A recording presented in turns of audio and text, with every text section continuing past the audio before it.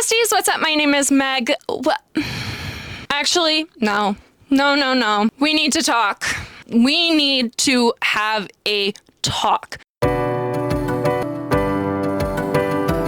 So sit down, get comfy, because we need to talk about your 5-star ratings. Because some of you are handing out 5 stars like it's charity. And it's getting to the point where I don't trust you. For me personally, I don't rate books based on the quality.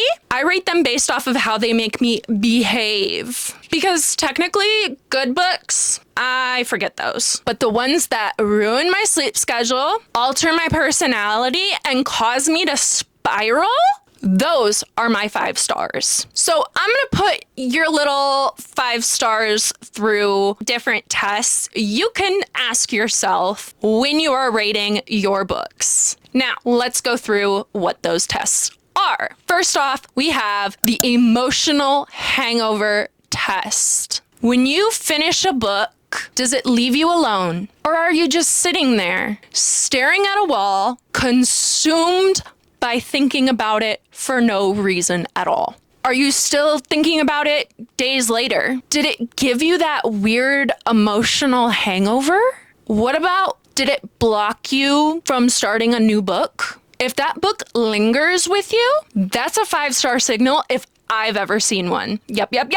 Next, we have the momentum test. All right, here's where you really need to be honest. Did you chase the book? Or did the book chase you? Were you checking the page count? Or were you just flipping through the pages without really even thinking about where you were at in the book? If you've had to convince yourself to keep reading, that is not 5 stars. I don't care how good the writing was. Next up, we've got the character obsession test. Did these characters feel like real people or tools to move along the plot? Would you read a spinoff about a side character? Did you actually miss them when the book ended? If I close a book and immediately feel a void, yeah, that's a problem, and that's 5 stars. Next, we have the annoyance test. Every book has its flaws. That's not the question. The question is, how much did you let slide? Did the good parts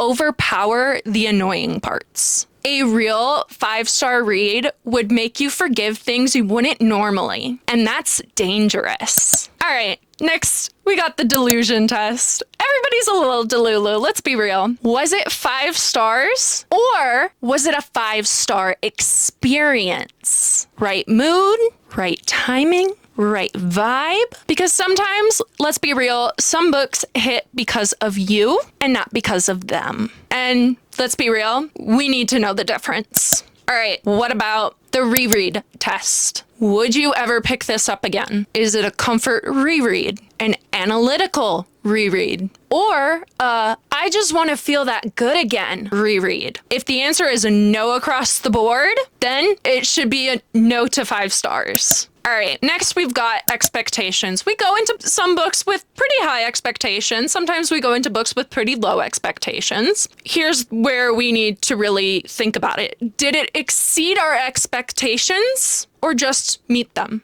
Because sometimes a perfect delivery is still a 5-star. But if it surprised you, that hits different. All right, what about a binge test? Here's where we need to be ultimately like real. Did you cancel plans? Stay up way too late? Ignore responsibilities? If a book hijacks you for a couple of days, that's not pacing, that's compulsion. All right, what about the memory test? Can you name specific scenes right now? Or is it just, I liked it? Kind of like with the little shrug.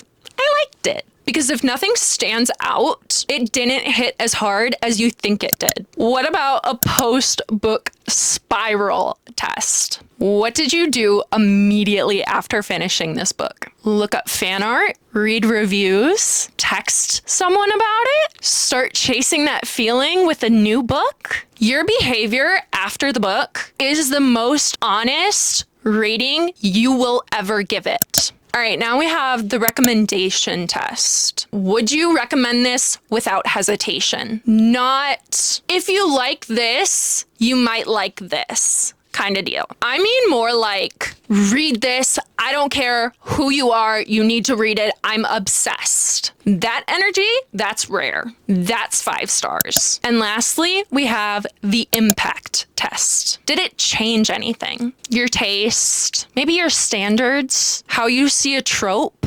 Not necessarily life-changing, but be serious. Did it shift something? There's also one more test that I failed to disclose to you, and I think we should really discuss it before I leave you in your thoughts, in your new different tests to find your way to see if the book you just read is really a 5-star. We have the 6-star tier. And then there are books that don't just pass these tests. They break them. They alter your personality. They make you want to immediately reread it. They ruin other books for you for a while. Reading slump, anyone? Like, come on, be real. They live in your head rent-free permanently. Those aren't just 5 stars. Those are 6-star books. So why don't you take a look back at your last 5-star read? Did it actually pass these tests? Or were you just being generous? Thank you guys so much for watching today's video. I hope you did enjoy. Do all of the YouTube things you know how to do. Like, subscribing, commenting, please. Let me know. Are there any other tests that anybody can think of? Because if there are, dude, please tell me. I need to really dictate that I am trying to ultimately find the best 5-star read there is